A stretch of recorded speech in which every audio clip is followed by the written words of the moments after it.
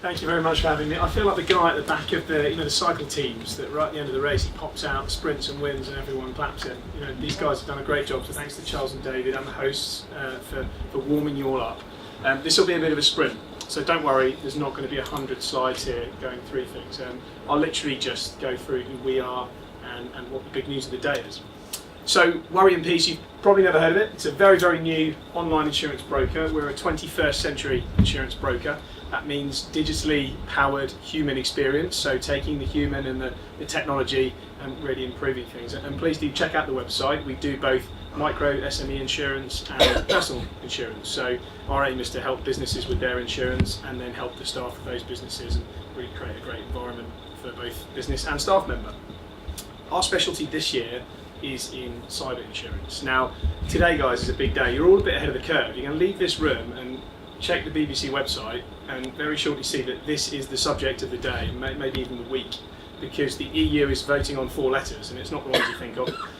It's the GDPR, and that is a piece of legislation that is going to effectively enforce everyone with any digital or data holding to notify authorities when they've had a breach.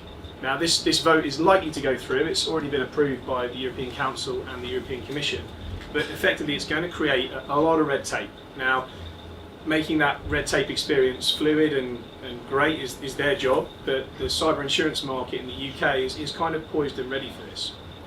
Back to square one though, what the hell is cyber insurance? We've all heard that word cyber and it scares us. It makes us visualise Arnold Schwarzeneggers and hackers and AIs and everything.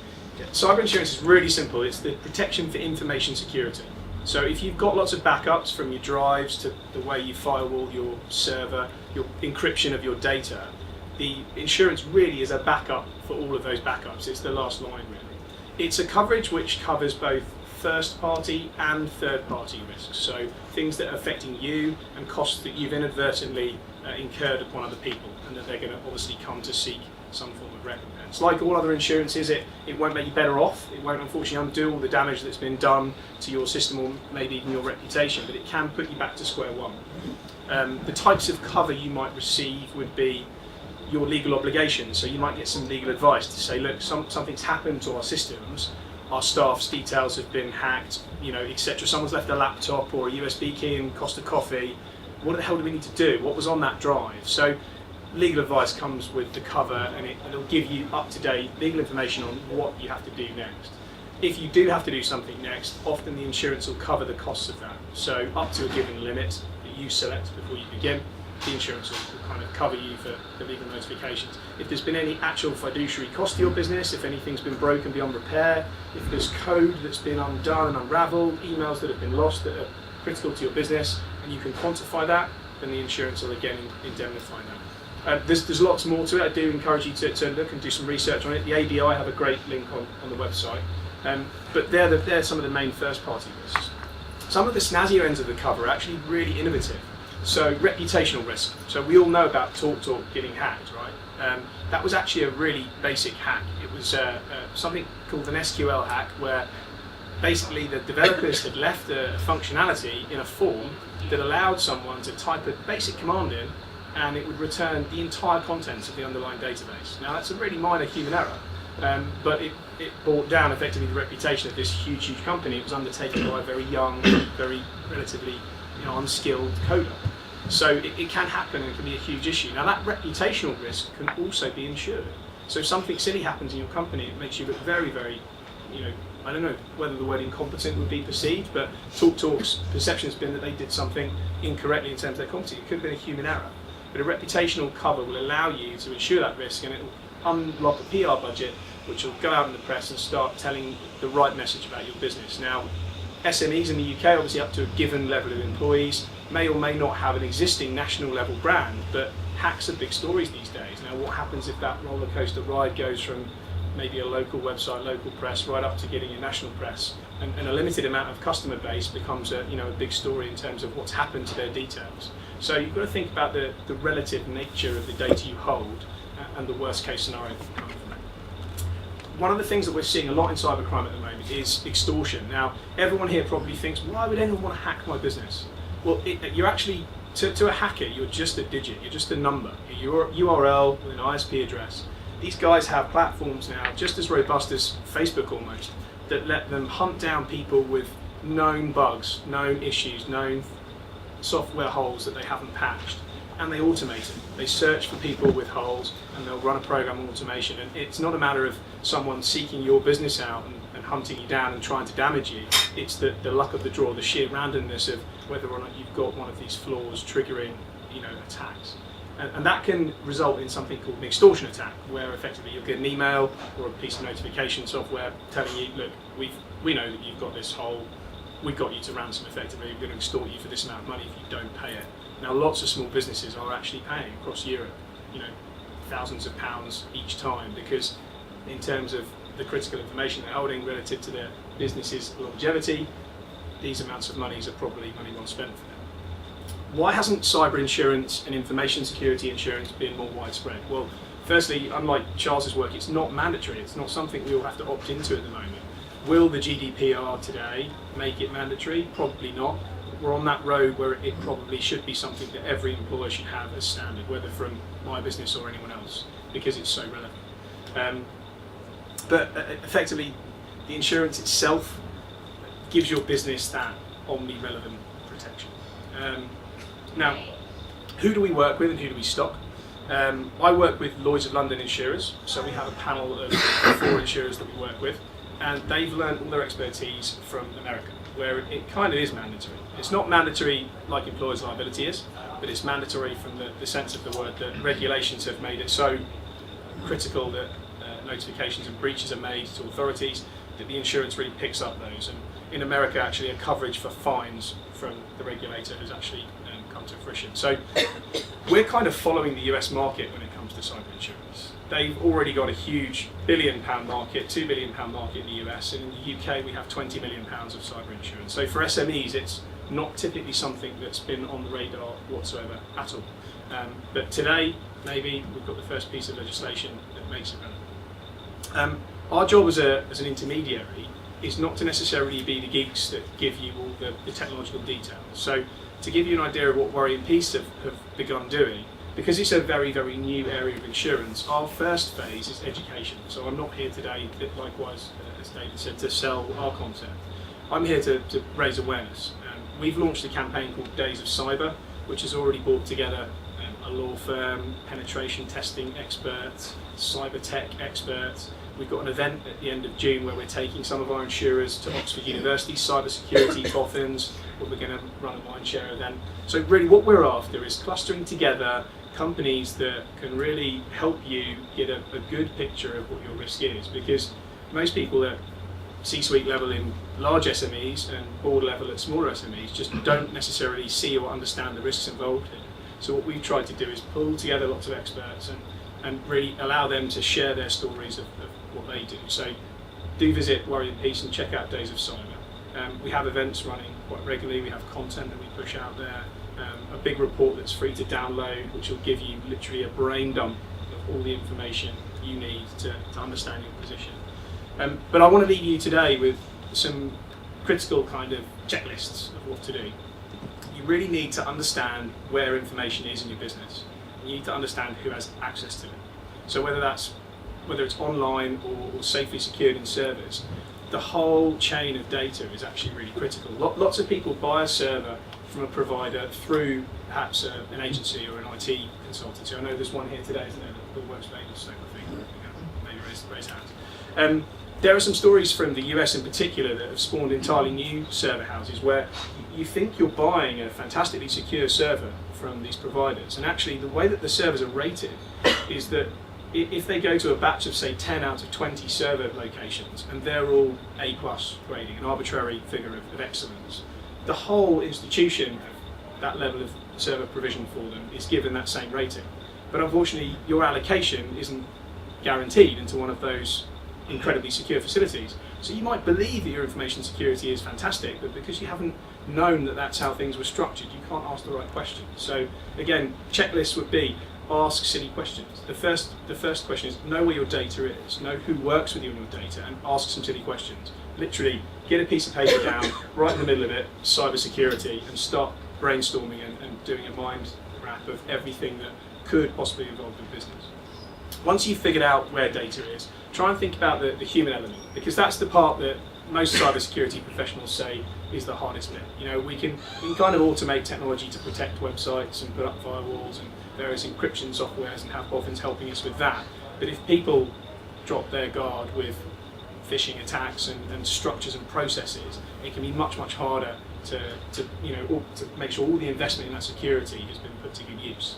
So figure out what your staff are doing with password strategy, for example. It sounds really obvious, and the government are pushing this hugely. Password strategy, where they take the data. If they've got a laptop or a USB key, where can they take your data, and is the data on that device sufficiently protected? Do you have protocols in place to track your assets which have data on them? Equally, considering that the primary data you have in your business is your staff, have a policy that engages them too, because their data is being held by you. In fact, you have more data on your staff than you do your customers. So for me, it's a massive morale issue as well for employees. If I was working for a large company and all of our payroll information got dumped on the internet by some nefarious intent, then my morale would be significantly damaged. And for small businesses, I think that's all the more relevant, because we really battle for talent in the small. I run my own small business. I know how hard it is to employ people, and to have breaches happen can be terrible.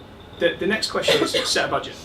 Write down on your checklist, what do we actually spend on security, information security? Now, there's two sides to risk management.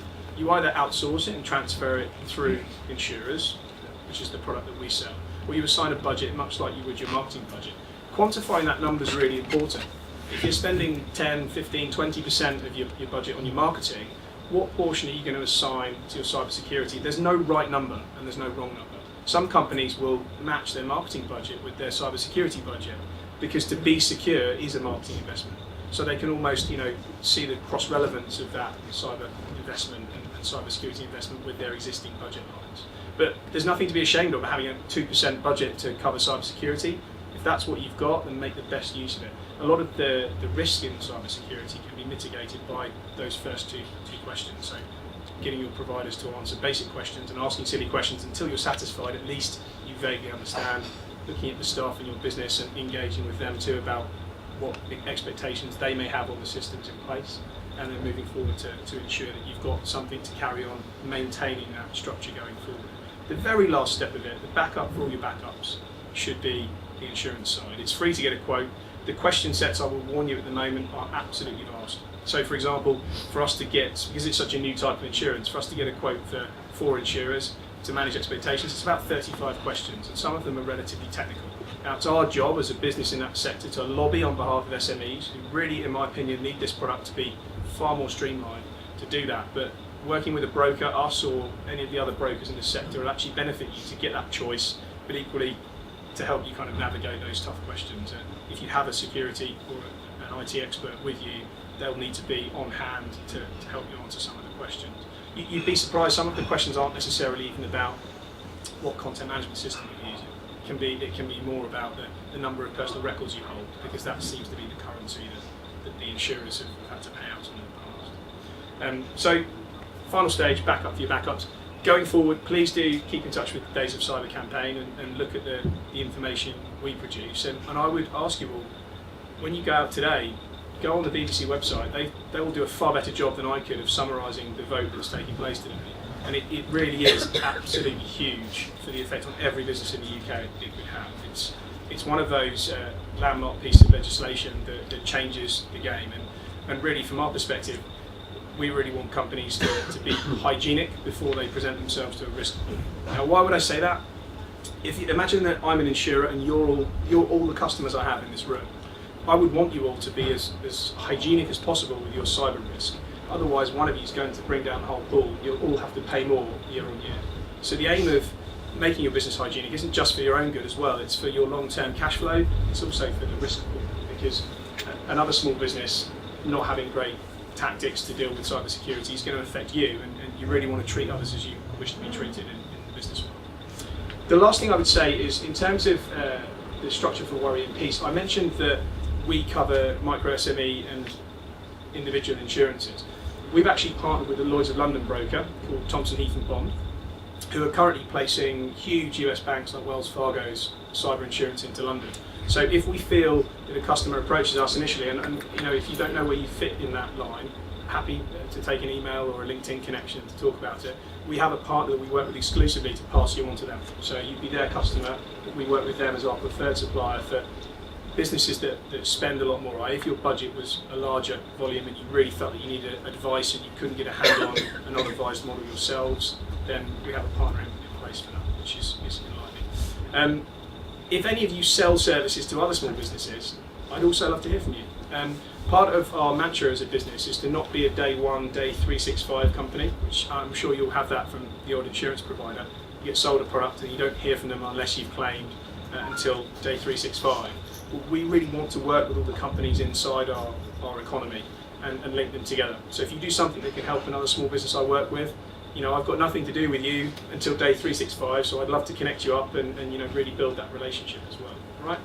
In terms of questions, I'd love to take some now, but if you have any more technical questions, I'd be happy to go and sort of vox pop our panel of experts as well and point you in the direction of resources as well after the fact. All right? But if anyone's got any questions now, I'll give it a go. Hi, I had heard, and the Panama Papers leaked by Mossack Fonseca. Was that a hack?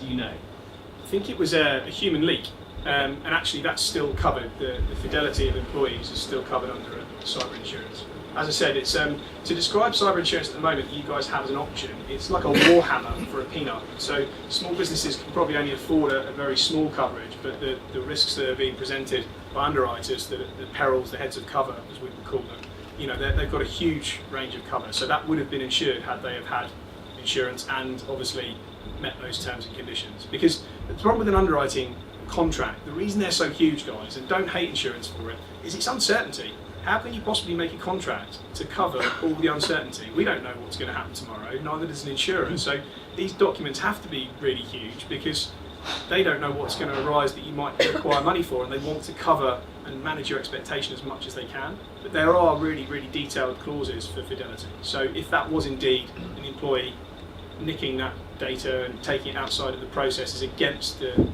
permissions of the business, which I probably would suspect it was, that would have been covered. Okay, thank you.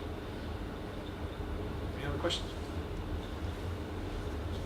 How does it, what we've got, so we've got a company that deals with our IT, and then we've got a company that deals with our database. And the database has got all of our patients' personal information, and it's in high profile. We've also got another partner company that has workshops for companies that come in. So we've got lots of data from different places. Do we have to have different kind of schemes for each? You know, one for the IT people, one for the database? That's a fantastic question. Probably, is the answer to that. I would check. We all use, do any of you guys have plugins for your websites or use third-party softwares in your day-to-day business? I mean, even if you're using Twitter and Facebook, there might be a clause in there that is called hold harmless, and it basically will allow you to not be liable for any mess-ups of their technology. So I would suggest the first thing to do is dig out your terms with those guys, see if there's anything that infers liability to you, limits their liability in the event of a cyber breach. If you don't know that answer, I would suggest you go and ask them. Absolutely, with post-haste, especially given that if this vote goes through today, you'll have 2 years from June to set up the structure that we're referring to, of which insurance is rightly owned. So I would suggest you get in a room with your stakeholders and get them to do a system architecture, you know, the brainstorming. I was being very layman about it, of course. They'll probably have more technical terms for it, but from your layman terms perspective, get everyone in a room and brainstorm with post-its on a whiteboard, whatever you need to do, and figure out where the data is and where it's going, and figure out who needs to be buying cyber insurance or who needs to be at least self-insuring, and figuring out that, do you know what, if that got breached, you'd be on the hook for that and you'd owe me this amount of money if my reputation suffered X, Y, and Z. So, you know, there's quite complex chains for this type of business because it connects all of us. So I think that's a fantastic question, and actually in some instances, as I was saying before, if it's a more complicated risk, I would definitely bring in my partner from Lloyd's of London because that's what they're used to, and they can structure special provisions and policies that maybe work for 3 companies at once. So yeah, that's an interesting question. Did that help? Did I? It did, yeah. Any other questions? So I have a question. I do.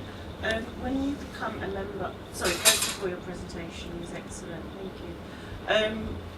when you take up the insurance, due to the number of updates and what's happening in the cyber world, do you give regular updates or like a newsletter of some kind to keep us informed of what's going on or new things that are happening in the industry? Great, yeah, absolutely. That's the idea of we've created a whole new identity. I don't know if anyone's heard of TED here. It's like a mindshare conference, and they have this thing called TEDx, so anyone can start a TED. We've created a similar kind of identity for awareness for it. So I'm fairly agnostic. As long as there's an awareness being raised, then our Days of Cyber campaign is designed exactly to do that, to act as a magnet to suck in expertise. And it may be that you have a case study. I'd love to chat to you, drop me an email, share it, because some of the silliest hacks that you hear about are actually just people not pressing software update. So WordPress is the most used content management system, and it regularly has plugins that can be hacked. Now, penetration tests don't usually tell you when the plugin's breached. It will just come up with an all clear. If you haven't pressed an update, then it might not waterfall down to all the other tools that you've wired into your system. And silly things like that are what causes a lot of the problems. So you can actually mitigate a lot of your risk. This isn't I'm not coming here today to say be scared, your businesses are going to get destroyed and extorted. Not at all. There's lots you can do to minimise that, so it's the same random risk as it would be, for your other insurances and your other day-to-day concerns. It's about minimising worry here and getting that ratio right. So, yeah, and if there's content that people, again, if you have any other questions that you think about after this and you want us to write a blog on it, ping me a tweet or an email or LinkedIn and we'll get the answers for it. Because if we don't know it, we'll know someone that does. Any other questions?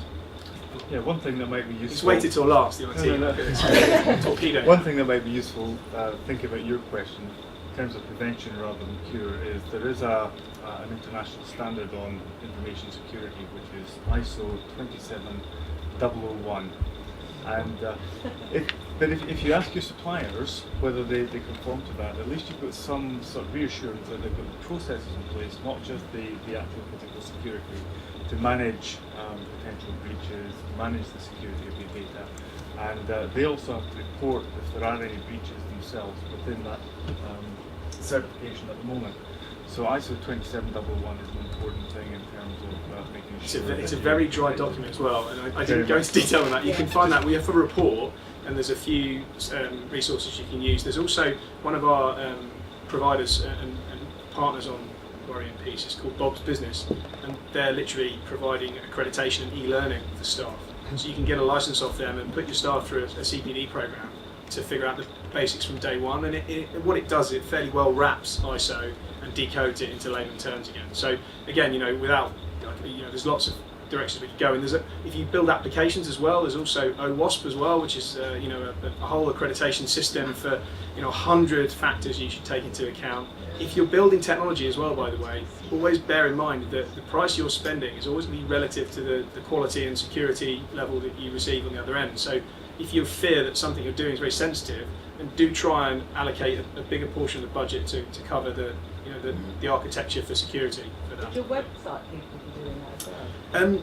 Yes, but at the same time, it depends on your terms. If they've passed over liability to you, often when you get a web development piece of business, the agency just want to move on to the next big project, and they'll obviously maintain your project for you, but each cluster of work usually comes with terms that say, I've transferred the IP to you now, it's your issue. If you need us to update it, then you can pay us, but it may well be your liability, and I couldn't say because it's always buried in that immortal small print that we all have to read in life everywhere.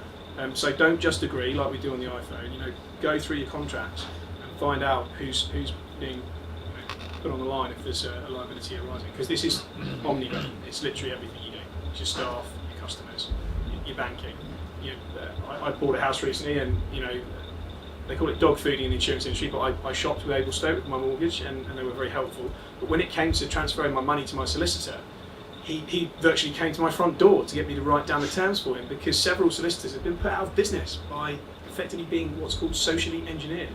So someone will get in between the transaction of my deposit going to his account, and they're then on the hook, they're liable. So if you have any transfer of capital between you and a supply chain, please, goodness me, have a structure in place at least to figure out what are the risks of that, and talk to your customers as well, and talk to your suppliers about where that goes up the chain, and whether you're liable if they've not transferred something through to another supplier.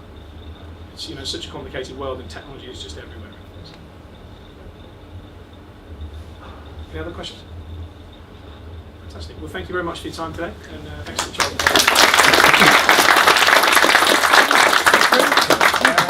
And of course, one of the things we found dealing with employers and dealing with auto enrolment and pensions is that this is actually a time when you have to collate information on your employees that you might not have collated before, and then share it with a third party, with the pension provider, payroll provider, advisor. And so actually, James was talking about pensions there after all, so there you go.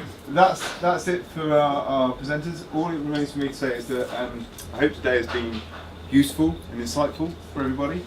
We do have some feedback forms that I'll be handing around for you to kindly fill out for us. I